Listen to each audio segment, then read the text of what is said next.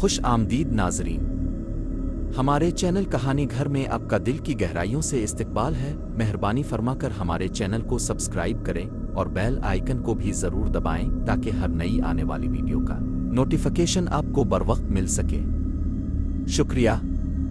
سلطان فیروز شاہ ایک جاؤ جلال والا بادشاہ تھا، لیکن اس کا غصہ اس کی سب سے بڑی کمزوری تھی۔ ایک دن بادشاہ کی خاص انگوٹھی، جس میں ایک نایاب نیلم جڑا ہوا تھا، محل سے چوری ہو گئی۔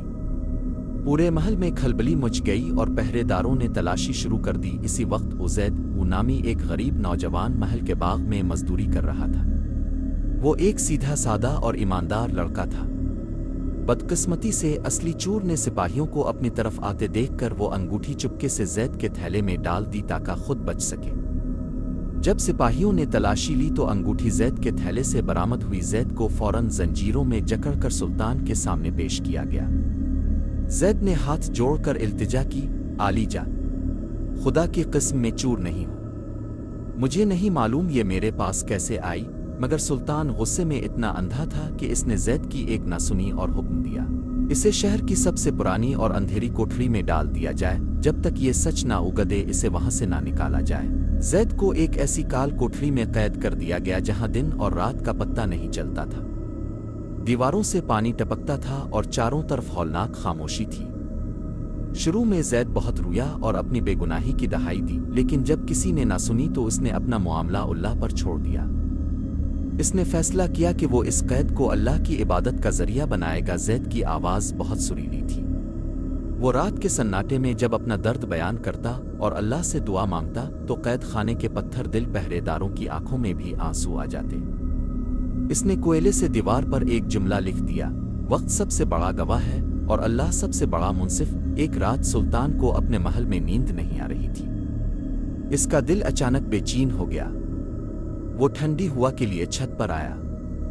رات کا پچھلا پہر تھا اور ہر طرف سناٹا تھا۔ اچانک اسے دور قید خانے کی طرف سے ایک درد بھری لیکن پرسکون آواز سنائی دی۔ وہ آواز کہہ رہی تھی، اے میرے مولا، تو جانتا ہے کہ میں معصوم ہوں۔ اگر اس بادشاہ کی عدالت میں میری شنوائی نہیں تو تیری عدالت تو سب کے لیے کھلی ہے۔ سلطان وہ آواز سن کر ٹھٹک گیا۔ اس کے دل میں ایک عجیب سی چبھن ہوئی۔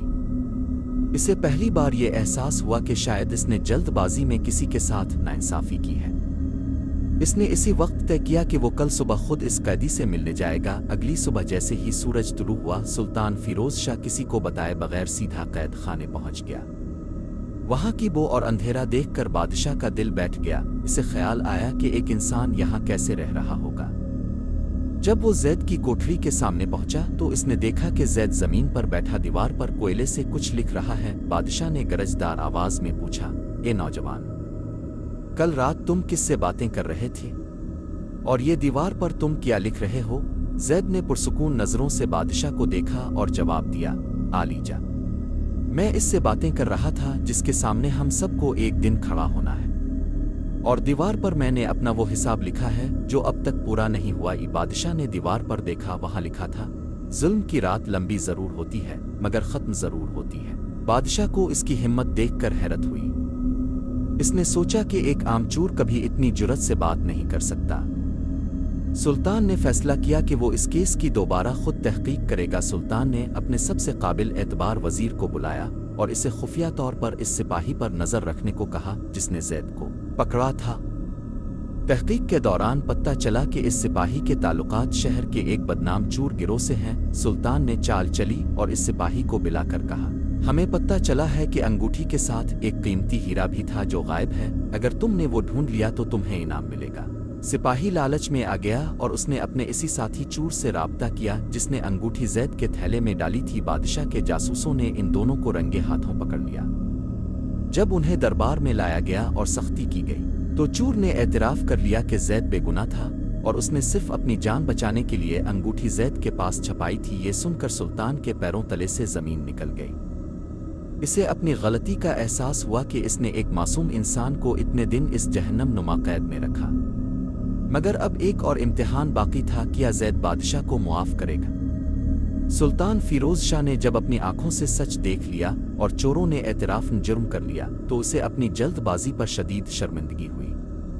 वो फौरन कैद खाने की तरफ दौड़ा, लेकिन इस बार वो एक हाकिम की हैसियत से नहीं बल्कि एक नादिम इंसान के तौर पर वहां गया। जब कोठरी का दरवाज़ा खुला तो जैद हमेशा की तरह अल्लाह की याद में मसरूफ था। सुल्तान ने आगे बढ़कर जैद के हाथ से जंजीरें खुलवाईं और खुद उसके सामने सर झुकाकर कहा, ए नौजवान, मैंने तुम्हारी जिंदगी के कीमती दिन इस अंधेरे में ज़ाय किए। मैं अपने ओहदे के गुरूर में सच ना देख सका, क्या तुम मुझे मुआफ़ कर सकोगे? जैद की आंखों में आंसू आ गए। इसने बादशाह का हाथ पकड़कर उठाया और कहा, आली जा, मुआफ़ी तो अल्लाह की सिफत है। मैंने तो इसी दिन आपको मुआफ़ कर दिया था जिस दिन मैंने इस दीवार पर लिखा था कि अल्लाह सबसे बड़ा मुंसिफ है। मुझे अब से कोई शको नहीं, क्योंकि इस कैद ने मुझे मेरे रब के और करीब कर दिया। बादशाह जैद के अखलाक और सब्र से इतना मुतासिर हुआ कि इसने जैद को शाही लिबास पहनाया और इसे इज्जत व एहतराम के साथ महल लेकर आया। सुल्तान ने पूरे शहर में ऐलान करवाया कि जैद बेगुनाह है और असली चोरों को उनके किए की सज़ा सुनाई। सुल्तान ने जैद से कहा, तुम्हारी दानाई और सच्चाई की इस सल्तनत को ज़रूरत है। क्या तुम मेरे ख़ास मुशीर बनकर इंसाफ कायम करने में मेरी मदद करोगे? जैद ने यह जिम्मेदारी कबूल कर ली ताकि आइंदा किसी और बेगुनाह के साथ ऐसा जुल्म ना हो। जैद ने कैद खाना छोड़ने से पहले इस दीवार पर आखिरी बार कोयले से एक जुमला लिखा जो आने वाले कैदियों के लिए उम्मीद की किरण बन गया। अगर तुम्हारा सहारा अल्लाह है तो अंधेरी कोठरी भी इबादत का बन जाती है। सुल्तान फिरोज शाह का दूर हुकूमत इसके बाद बदल गया। अब वो कोई भी फैसला करने से पहले 100 बार तहकीक करता। इस तरह एक कैदी के सब्र और एक बादशाह की नदामत ने पूरी सल्तनत में इंसाफ का बोलबाला कर दिया।